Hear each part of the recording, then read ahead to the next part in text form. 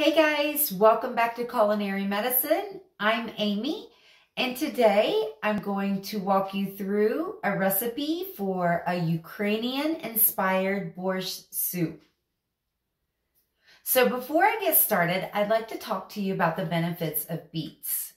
So beets are not only high in fiber, they also contain nitrate, and in many emerging studies have been recommended to improve endothelial function for those who are hypercholesterolemic, may have some cardiovascular risk.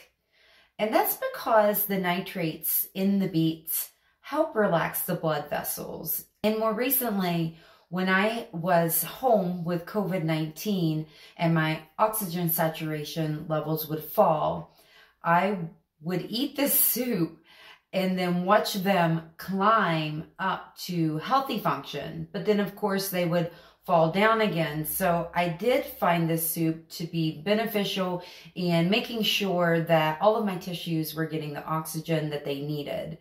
And so I ate this every day for a month. And now I've had some people request this recipe, so I want to walk through it. But another important part of this recipe is the cabbage that's found in the soup. It's put in at the last minute, and cabbage is a great source of vitamin C and vitamin K. And so vitamin C is water soluble, so I like that the cabbage goes in after the soup is cooked, and you'll see, I'm going to walk you through everything, but that helps maintain the vitamins, the water-soluble vitamins. In addition, it has vitamin K, which is a fat-soluble vitamin. So I will be using coconut oil to cook in for this soup. When you consume a healthy fat with your fat-soluble vitamins, it enhances your absorption rate in your body of those. And your fat-soluble vitamins are vitamin A, vitamin D, vitamin E, and vitamin K. So before we get started, I'll walk you through. I went ahead and prepared all of the vegetables that we would need for this recipe. This way I could just, get to cooking. But I have actually four beets. Some of them were small, so I ended up buying 4 beets. But the recipe calls for 3 medium-sized beets. And I do have a link to the recipe that I used to create my recipes. And it's a Ukrainian borscht soup. It does call for sausage. This time I'm making a vegan version, so it'll only contain plant-based ingredients. I never used the sausage in mine. I did a couple times use bacon because protein is very important too, especially was an important part of your diet for many reasons. And the first being that we don't have a storage for protein, and our body's constantly turning over the protein in our bodies to make enzymes, which are the workers of our bodies that help in digestion and other chemical processes for us to be active and living. So we constantly throughout our day need to have some protein, especially when your immune system is in high response to it's important. Getting back today, I'm going to be making a plant-based version of this. So I have used my food processor to shred the beets. And then another ingredient is a head of cabbage. This cabbage, you can run it through your food processor, but honestly, it's probably quicker and less messy to just use a knife and shred up your cabbage. The recipe calls for 3 potatoes. So I have 3 Yukon potatoes that I diced. And to learn more about how to efficiently chop your vegetables using a knife, you can watch the video that I just put out on basic knife skills. So I also chopped up an onion. And again, in that knife skills video, you can learn how to do this really quickly and efficiently without crying. So 1 medium-sized onion, 3 carrots. So again, I just ran this through the food processor, 3 medium-sized carrots, 1 can of diced tomatoes, and I have 1 can of tomato paste. So these are the ingredients in addition to filtered water. So I have 2 cups of filtered water on the side here that I'll be using. I don't know if I'll need the entire 2 cups, but I just have it ready to go. And then I have coconut oil. Also, the recipe calls for 3 cloves of garlic.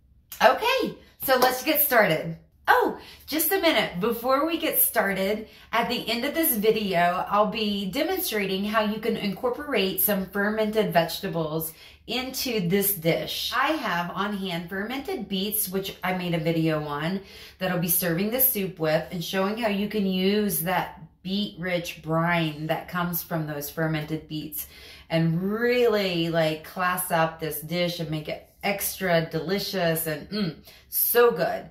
In addition, I have a red cabbage that I fermented. And so a lot of times, instead of the beets, I'll use a little bit of that fermented red cabbage to garnish the dish with. And it's just, a lot of people have asked how to incorporate these fermented vegetables into their cooked dishes.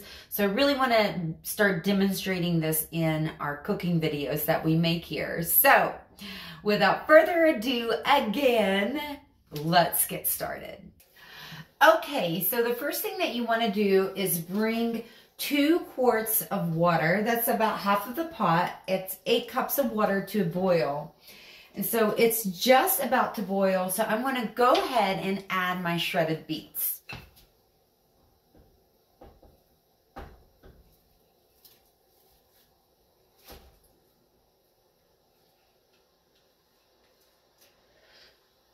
So once those beets are in there, you want the water to come back to a boil, and you will cook the beets until they lose their red color somewhat. They'll go a little, they'll still be red, but somewhat transparent. I'm going to let this come back to a boil, turn it down, cook it with an open pot at less of a big, like I'll turn the heat down somewhat, probably to medium high. Let those beets continue to cook. And then once I get that back down and the beets are cooking, I will move over to my saute pan, which is currently heating at medium heat. I will add 1 tablespoon of coconut oil, and then I'll cook the onions. Okay, so this is boiling now. I'm going to turn this heat down to medium, give it a little stir.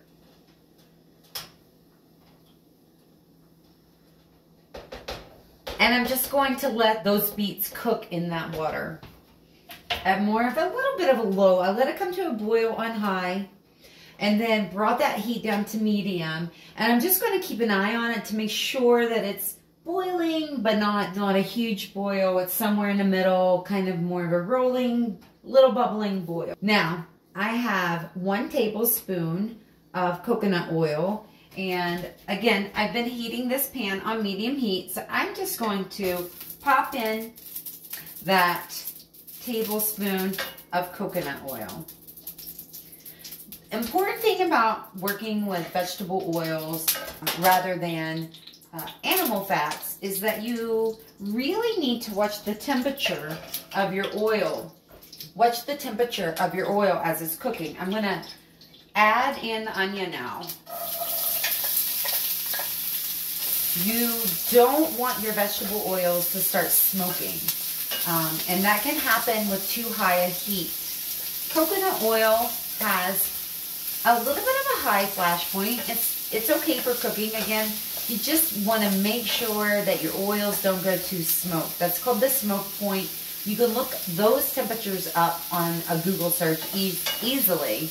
Avocado oil has a higher smoke point, not flash point. Anyway, you do use animal fats such as butter, ghee, duck fat. You really want to make sure that those animal products that you consume, no matter what, whether it's meat, dairy, eggs, they're naturally raised. That means they're raised in the environment that they were evolved to be in, so that they get to behave as they would in nature if you would find them on their own. So they're eating the grasses or the seeds or whatever that the natural diet of that animal is. Just like humans, you've heard the saying, you are what you eat.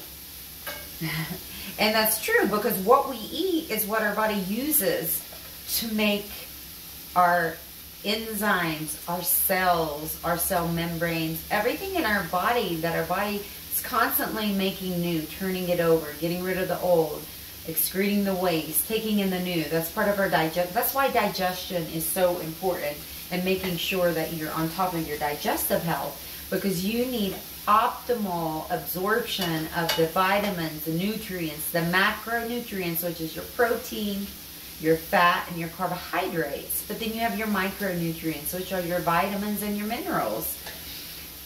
So not only do you want to make sure that your digestion and that you're taking care of your lining up your stomach and your intestines, your small and large intestines, your colon. Your colon is where the majority of your microbiome lives. So once the food passes through your small intestines, it enters your large intestines. So the small intestines are digesting, they're taking in the vitamins and minerals and the carbohydrates, the protein and the fat. And then it goes into your colon. And in your colon, a lot of the indigestible fiber that's found in your vegetables especially, are then acted on by your microbiome, which further processes them into vitamins and precursors, or sometimes neurotransmitters. So there's a big link there.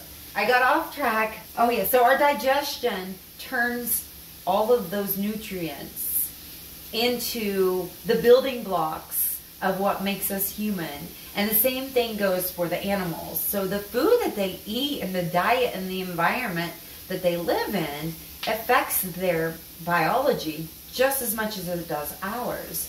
So these feedlots where they're stuck in these enclosed environments, very stressful conditions that are unsanitary, and then pumped full of medications, it's just not a healthy animal. They're fed grains and fattened. They're fattened up in an unhealthy manner on foods that they weren't evolved to eat that make them fat.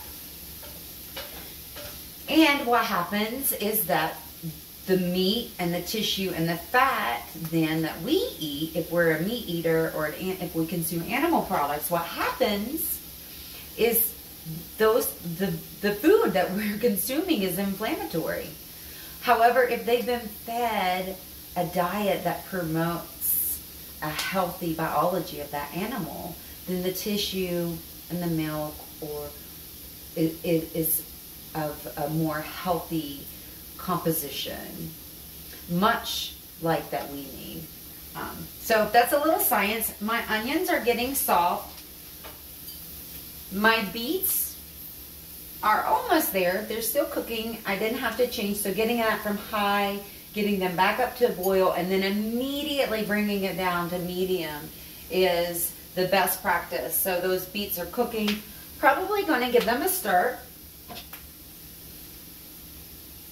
I wish I had a gas stove for more even heat, but we work with what we have. So this stir is going to just help them cook more evenly. And it looks like I could probably, after I gave it a stir, turn that up. So I'm going to keep an eye on that. They're still barely boiling, like lightly. So I'm going to keep them where they are. So now I have my onions. They're soft. And I'm ready to add in 1 can of tomato paste. Whoop.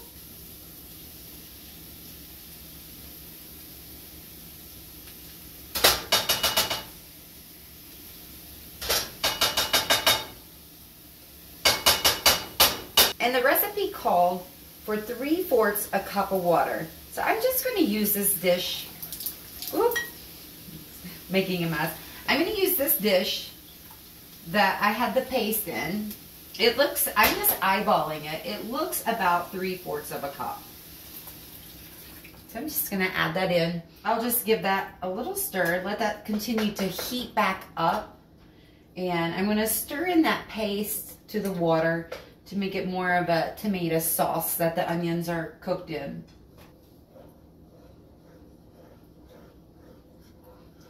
And I'll need to clean the tomato paste that I accidentally flicked on my wall.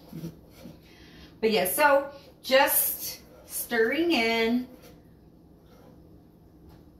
the tomato paste to the water so that we have a tomato sauce.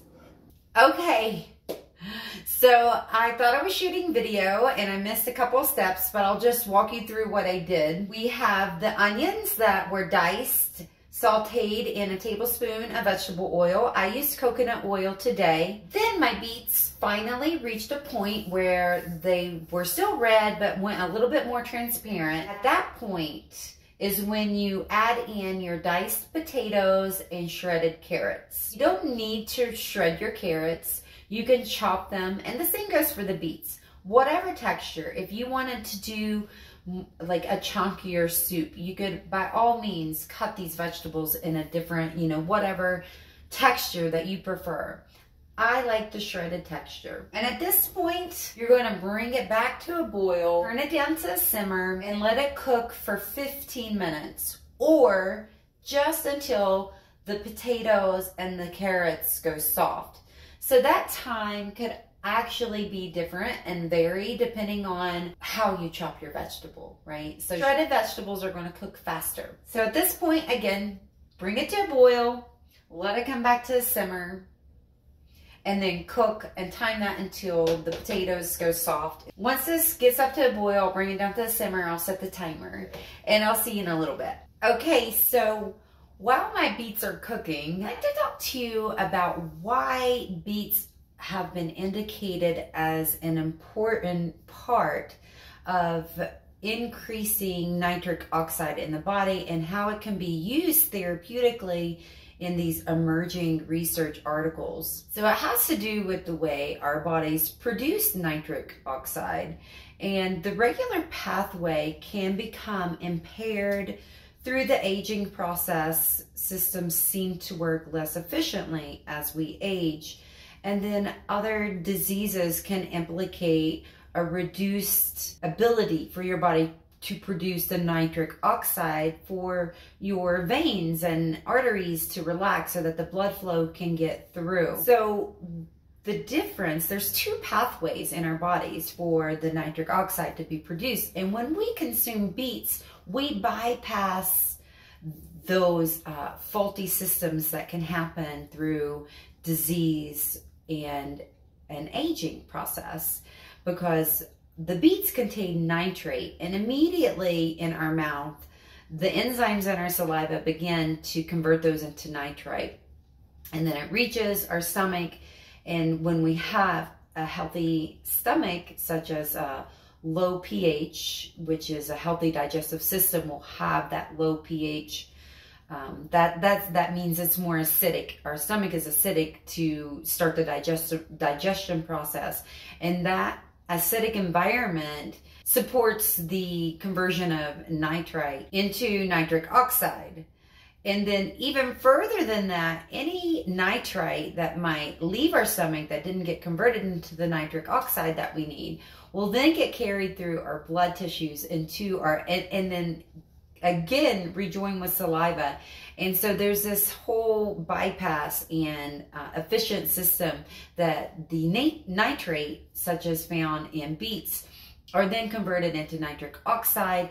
And this is a very fast process that happens in our body, just as evidenced by athletes in the research to show that the increased performance, which when I was a runner, when I was running races, I used beetroot juice all the time to increase my speed because you're getting more oxygen delivery. It's good for brain. I use it when I'm studying. It gets really good blood flow. It relaxes those blood vessels in your brain so that you can get the oxygen that you need to, for your brain to work.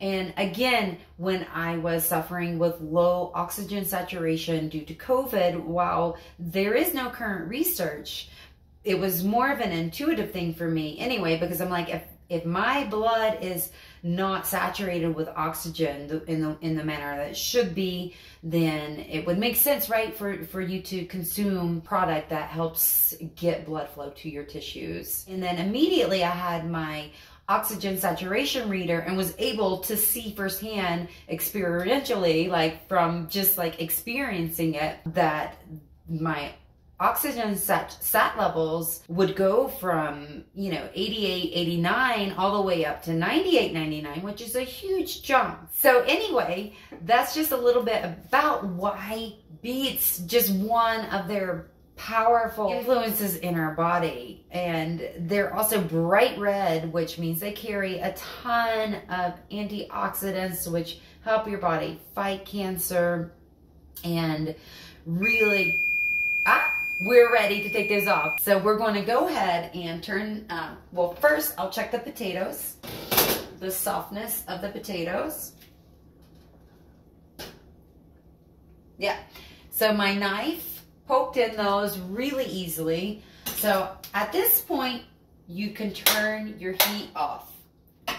So earlier I mentioned about cooking. I wish I had a gas stove, but I don't.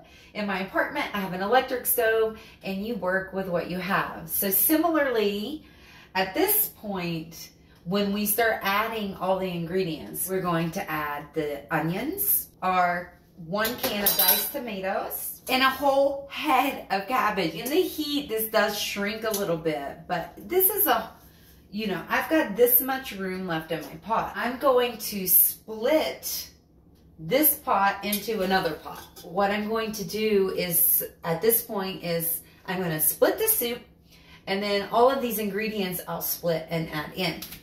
The other thing that I did while the pot was cooking was I had 3 cloves of garlic, if you remember. So when I was cooking the onions, I went ahead and smashed the garlic. In nature, this is made to, like, it produces chemicals when it's smashed.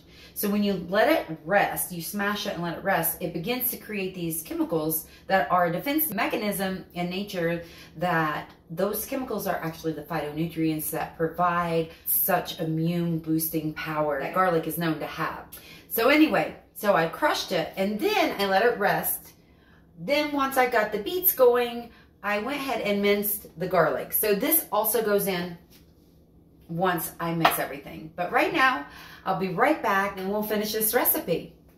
Okay, so I split the soup, and at this point, at this point, I'm just going to split the ingredients up and put half in each pot. This is the tomatoes, the tomato paste with onions. So half will go in this pot, and the rest I'll just put in the other pot. I'll give that a stir. The next thing I'm going to do is add the cabbage to each pot. So we're going halvesies. So again, just eyeballing. And at this point, you really want to stir in the cabbage into the soup.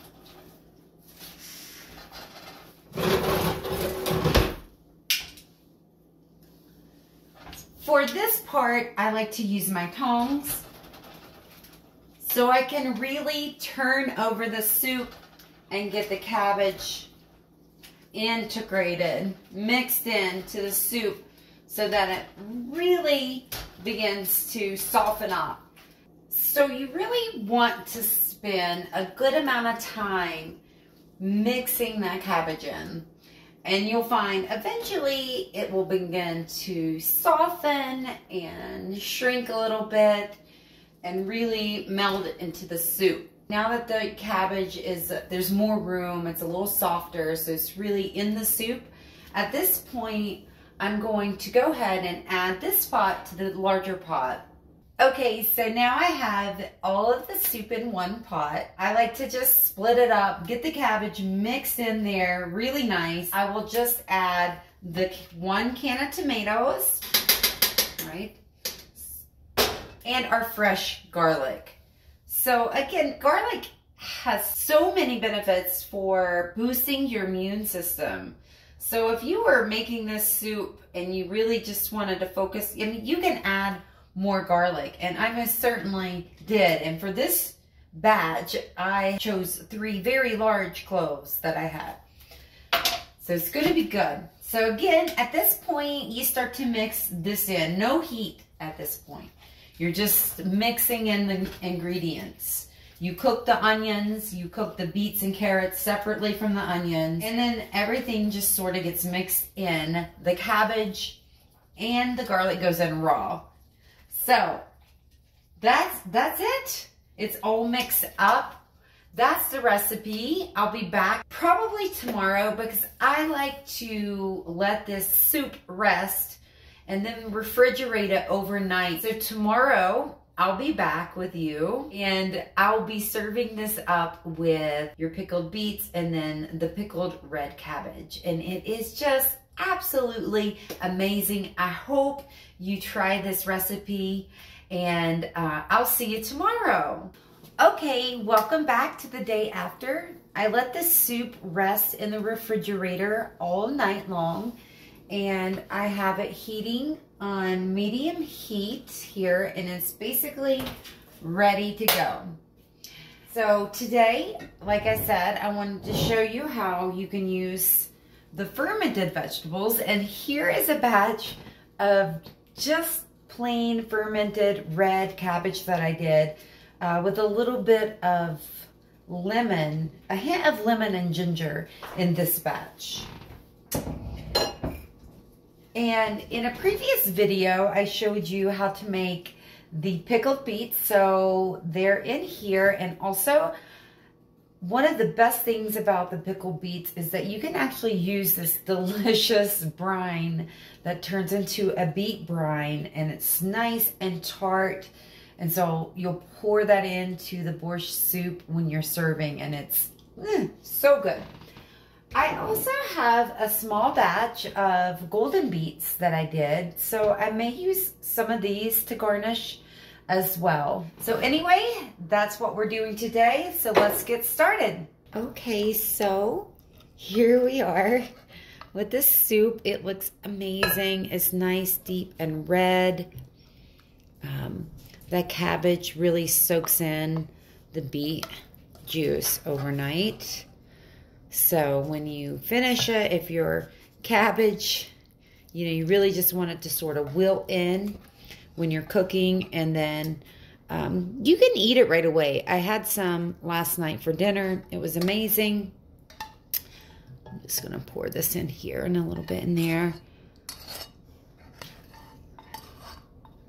But the second day is definitely really good. So we have 2 servings there. And now let's add the pickled beets. Okay, so we're going to add the pickled vegetables. I have the pickled red cabbage here. And when you're serving, you just want to put what you would have as a small size. Think about when you go out for sushi and you just have that little side of pickled ginger. Traditionally, it's been known to just have a little bit of pickled vegetables with each meal, and that is super supportive of gut health. So now I'm just adding the pickled red beets to this one, and to each one, I think for this time, I'll just add a little bit of the golden beets. And so you'll just, like I said, with each meal, just a little bit of pickled vegetables to add in. And there you go. We have our red borscht soup served up with a side of pickled red cabbage that's done in sort of a lemon ginger. It's very subtle. And then we have the one with red beets, and each one topped with a little bit of golden beets. And this is, oh, I almost forgot. This is really delicious. I almost forgot about adding in the brine. So let's do that next. Okay, so I have a little bit of the brine from the red beets, and I can't believe that I almost forgot. This is truly my favorite part. So I just pour that in to the soup, and it darkens up the soup a little bit and really adds an amazing flavor to the soup. And you just need a little bit, and it's full of nutritious, good bacteria to help you digest your food. All right, guys, thank you for joining me. If you haven't already, like and subscribe to the channel for continued content coming at you weekly. And for now, I'm going to say see you later because it's lunchtime. Bye-bye.